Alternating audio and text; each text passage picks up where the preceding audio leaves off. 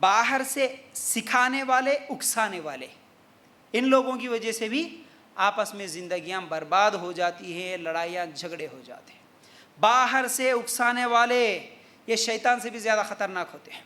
بلکہ کئی مرتبہ تو شاید شیطان کو شرم آ جاتی ہوں گی، اچھا میرا کام تم ہی کر لے رہے، ماشاءاللہ اچھی بات ہے، خاموش بیٹھ جاتا ہے،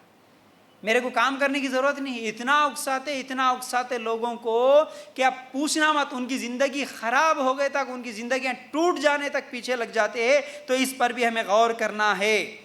بلکہ اگر شادی ہوئی، شادی ہونے کے بعد اگر میکا جاری، لڑکی ان کی بہو اگر کسی بھی کام سے میکا جاری آ رہی، تو بازو میں جو پڑوسی رہتے، یعنی تو کیا ہے، ان کے جو رشتہ دار رہتے قریبی، ان کو دیکھا نہیں جاتا، یعنی ان کی خوشی ان کو دیکھا نہیں جاتا، انہوں اپنی آپس میں خوشی سے، رضامندی سے یا ضرورت سے کچھ بھی جا رہے ہوں گے،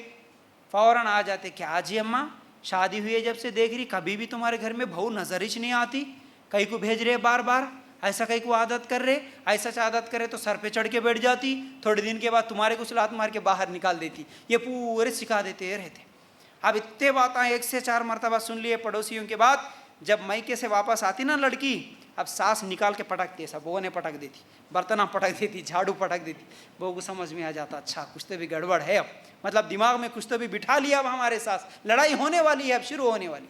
باہر سے اکسانے والے یہ بڑے خطرناک ہوتے ہیں، یاد رکھو۔ اور اس طرح بھی سکھانا کہ یہ کون سا طریقہ ہے، ہمارے زمانے میں کتنے دن گزارتے تھے، ہمارے زمانے میں ساس بولے جیسا سنتے تھے، ہمارے ساتھ ہماری ساس ایسا کری، ہمارے زمانے میں، ہاں اچھا تمہارے ساتھ تمہاری ساس ویسا کرے تو تم بہو کے ساتھ ویسا کرتے، بدلہ لے رہے ہیں،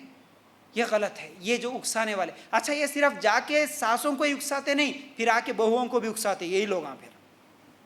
معلوم اماں کیسا چل رہا، کیا چل رہا، یہ پورا پہلے پوچھ لیتے۔ اگر بہو بولے نہیں ہمارے ساس اچھے، ہاں اچھے دکھ رہے ہوں گے، تمہارے ساس کو تم کیا جانے، ہم پہلے سے جانتے، بڑے خطرناک ہے انہوں، تھوڑے دن کے بعد معلوم ہوتا تمہارے کو، اب یہ پہلے سے ہی پھر ذہن بھر دیتے۔ اس طرح یہ جو اکسانے والے ہوتے ہیں نا، بڑے خطرناک ہوتے ہیں، تو ان لوگوں سے بھی بچنے کی ضرورت ہے، ان کے باتوں میں نہ آئے۔ ہماری اپنی زندگی کیسی ہے، ہمارا گھر کیسا چل رہا ہے، یہ اس پر توجہ دے۔ اللہ کے رسول صلی اللہ علیہ وسلم نے بھی کیا فرمایا، جس نے شوہر کے خلاف اس کی بیوی کو بدظن کیا، وہ ہم میں سے نہیں، بولے صحیح الجامع میں یہ حدیث ہے۔ شوہر کے خلاف بیوی کو اکسانا کسی بھی چیز میں،